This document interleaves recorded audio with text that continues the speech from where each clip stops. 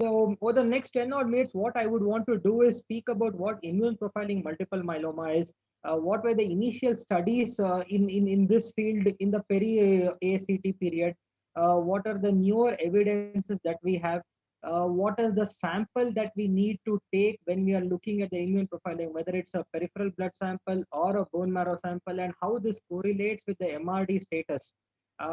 Then I'm going to conclude by talking about what the blood and marrow transplant clinical trialists network, the myeloma intergroup recommendations are from 2018, from 2019, and so forth.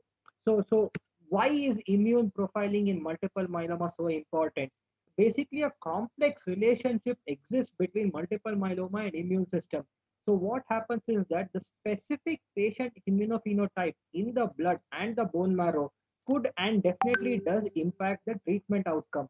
The earliest studies in this arena assessed parameters such as CD4 count, absolute lymphocyte count, the T cell count, and the NK cell count, because these were the ones which we could assess by the earlier first generation, second generation multi-parametric flow cytometry methods.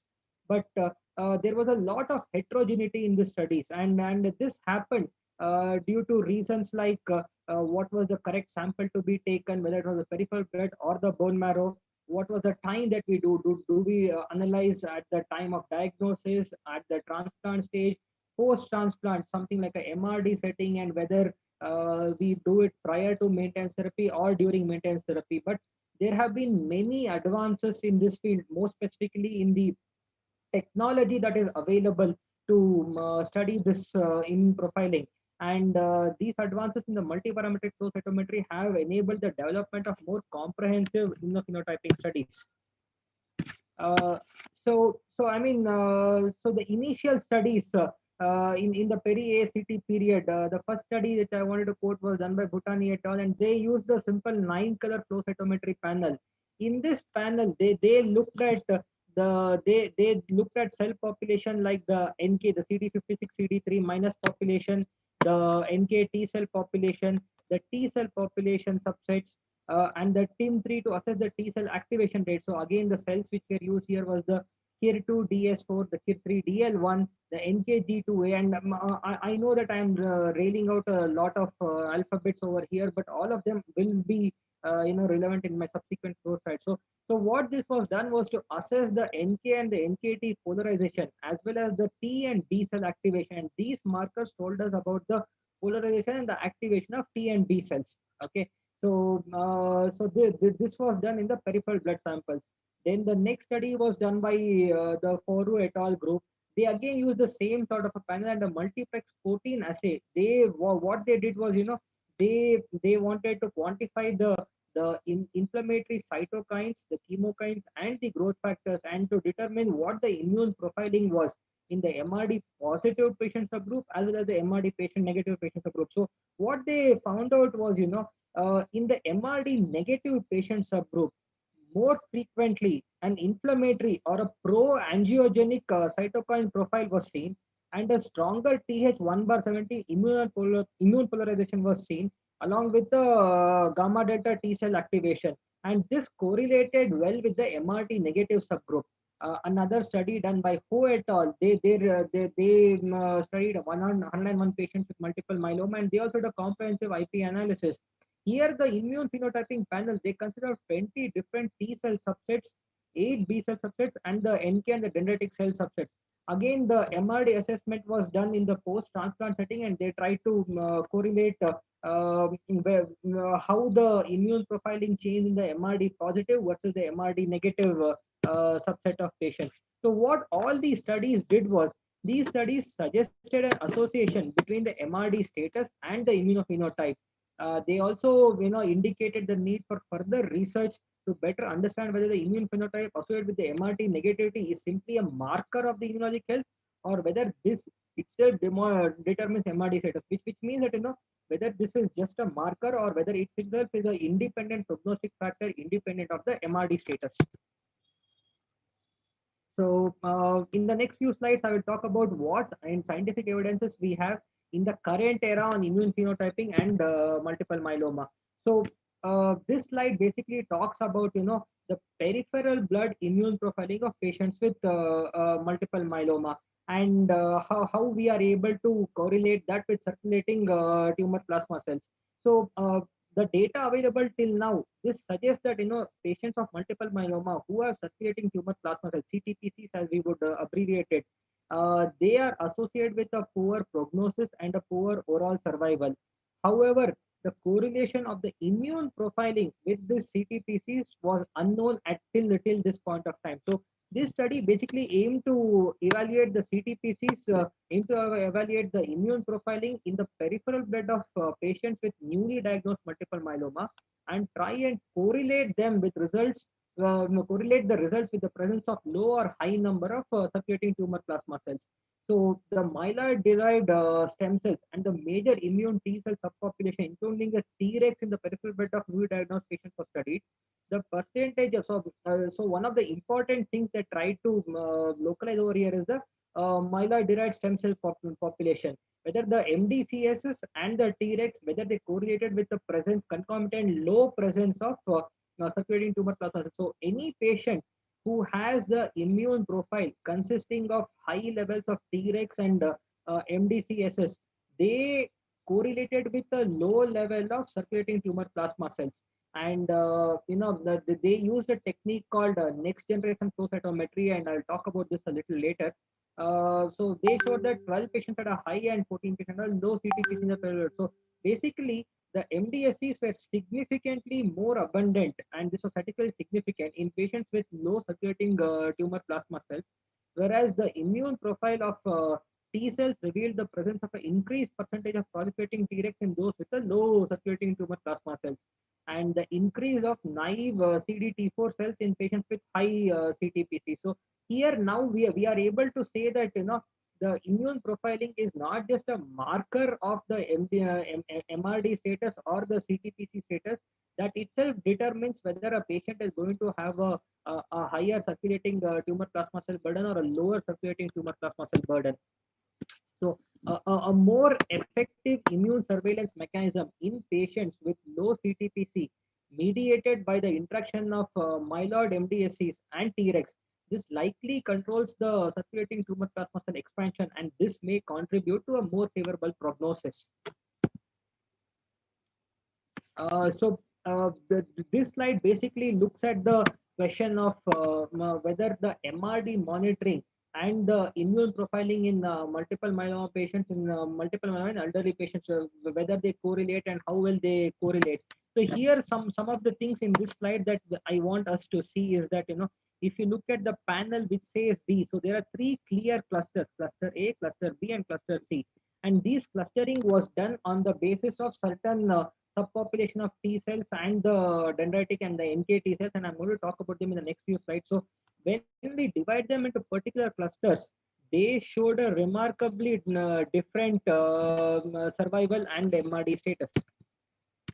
So this study basically for the very first time showed that immune profiling of multiple myeloma during MRD monitoring after therapy is prognostically relevant and allows the identification of patients with either poor survival or sustained disease control despite persistent MRD. This was a study done by Tay B. Harrison et al. This was again published in Frontal Immunology in 2017. So this study looked at predicting the risk of infection in patients with newly diagnosed multiple myeloma. So we use a variety of modalities these days to treat patients with newly diagnosed multiple myeloma. And we don't know whether we use a more myelotoxic regimen like Cybardi, and whether we use a completely chemo-free regimen. What is the chances that a patient might develop an infection? Okay, so in such patients, a translational study was done to determine the utility of immune profiling to predict the infection risk in patients with hemat malignancy. So basically, they used mitogen stimulated cytokine release, and they found that in patients who had a mitogen stimulated cytokine release of IL-3 and IL-5, they were significantly associated with increased risk of subsequent infection during maintenance therapy. Patients who had a lower T helper 1 to T helper 2 ratio and a higher cytokine response ratio of IL-3, IL-5, and IL-13 during maintenance therapy also significantly associated with the increased risk of infection. So what this study concluded is that profiling the cytokine release by mitogen stimulation in response to mitogen stimulation can assist with predicting the subsequent onset of infection in patients with hematological malignancies during maintenance therapy. So this is another arena. So I have moved from the prognostic value of immune phenotyping in myeloma to the treatment related issues also. So we by studying the immune phenotyping of myeloma patients, we can even try and predict the risk of infection. So this in this slide, this study talks about the peripheral immunophenotype and the correlation with MRD status as modulated by use of imaging multiple myeloma. So for this study, the aim of the study was a prospective proof of principle study conducted to determine the dynamic alterations in the NK, the NKT, and the T cell population, including whether the maturation and the activating or inhibitory repertoire associated with was associated with the MRD positive versus the MRD negative status, especially in the post auto transplant setting and during the lenalidomide based maintenance therapy. Okay. So basically, in this slide, quite a busy slide, lot of box plots are available. What I want us to concentrate here is that there are five basic subpopulation of cells. These subpopulation of cells are the NK KIR2DS4, the NK cell, the T KIR3DL1, the NKT NKG2A, and the NK NKG2A population. So patients who had a lower level, as evidenced by the blue color over here, -2, -4, a lower level of these subpopulation correlated well with the MRD negative status. And you can see in the Kaplan-Meier curve over here, patients who had a lower level of these subpopulation of immune cells, they had a better MRD negative status. So this slide basically looks at the alterations of the immune phenotypes when the patients went on the lenalidomide based maintenance therapy. And we can see that the critical populations like the KIR2 DS4 and the KIR3 DL1, a reduction in these levels happened during the lenalidomide based maintenance therapy. And serial immunotyping of the MRD positive and the MRD negative patients were done in patients who are undergoing lenalidomide based maintenance therapy. So basically, the key highlights of this study was the NK cell, the NKT cell, and the T cell peripheral immunophenotypes. They differ between the MRD positive and the MRD negative patients. And definitely, lenalidomide maintenance has a pleiotropic effect on these immune phenotypes, and the peripheral T cells skew to an exhausted state when patients are put on maintenance, even in the MRD positive setting. So even if patients are MRD positive post autologous stem cell transplant in myeloma, if they are on a LEN based maintenance or any IMiD maintenance, there tends to be a peripheral T cell skew, which can contribute to better prognosis in patients. So what happened ultimately was the Blood and Marrow Transplant Clinical Trials Network group. They met in 2018, and these were the recommendations which came out in 2018. So what they did was they looked at a flow cytometry based analysis of the immune phenotype, wherein they looked at the T, B cell, and the NK dendritic cell population, and then they looked at other vaccine titers and the immune peresis titers. So ultimately, what they did was, these are some of the studies which ended up coming over here. So what they recommended was efforts need to be made to standardize the immunophenotyping studies, which means we need to standardize the modality in which we modality used to test the immune phenotyping for these patients. Further prospective studies are needed to better understand the association between immune phenotype and the MRD status.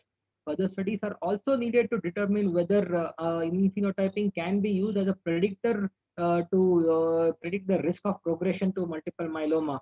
And also further studies are needed to realize the effect of maintenance therapy on the immune profiling in such patients. So, this is a slightly busy slide, and this sort of encapsulates all the ASH 2018 abstract myeloma. So what I want to sort of describe over here is that a variety of studies were a variety of modalities were used to check for the immune status. So we all know about what a multi-parametric flow cytometry is. Another method which was used to check the immune profile was gene expression profiling. A new method which has been found out to check the status is something called as cytotropic time of flight analysis. So what is the cytometric time of flight analysis study? In this, what we do is that we check for the same T cell or the immune cell subpopulation, and we, instead of labeling them with fluorochromes like we do in flow cytometry, we label them with heavy metal ions, and these are subjected to mass spectrometric based analysis, and that kind of gives us a more specific readout of how our immune cell population is. Okay. Another therapy, another technique which was which has been introduced to check the to study the immune phenotyping is something called as the next generation flow, NGF, and not NGS. So what is a NGF? NGF means the this flow cytometry is sensitive enough to detect to the level of 2 into 10 to the power of -6. So that is what the next generation flow cytometry machine is capable of, and we need this level of sensitivity to study the immune profiling. So in 2019, the same group again issued another list of summary. What they said was the available evidence from immune profiling studies suggests that the changes in the microenvironment do definitely play an important role in disease progression. Patients who are receiving IMiD therapy, in them correlative studies performed during the course of a phase 2 study, especially evaluating the combination of POM, cyclo, and DEX in relapsed refractory myeloma, revealed a shift in T cell subsets. Iberdomide, there was a phase 1 study evaluating the use of this drug in patients again in the same setting, and in this, a cytometric time of flight immune profiling panel was used. The technique of cellular indexing of transcriptomes and epitopes by sequencing, which combines mass spectrometry and single cell RNA sequencing. So these are again newer modalities which need to be used to check for the immune profiling studies, and they appear to be a powerful tool enabled to detail the immune profiling studies.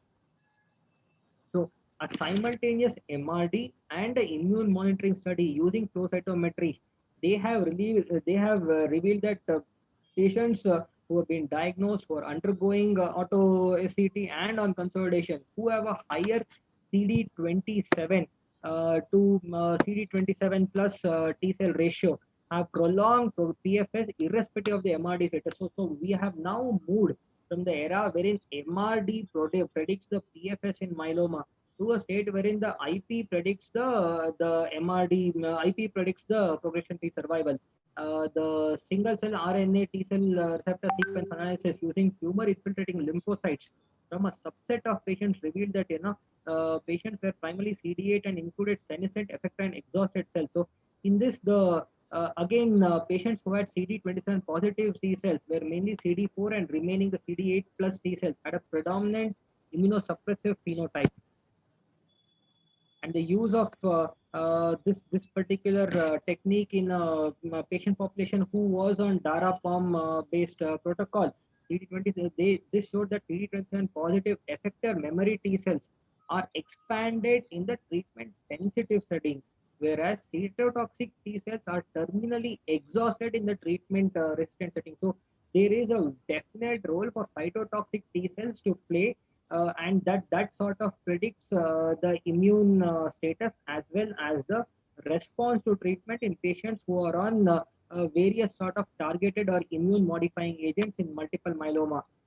Allo stem cell transplant does remain an option in a very small setting of relapsed refractory patients, and in such a setting, if we use DLI and immunotherapy post transplant, I know that most of the immunotherapy trials in myeloma have not borne fruit as of yet. So if we use DLI and in such setting, this represents another setting in which comprehensive immune profiling studies should be incorporated.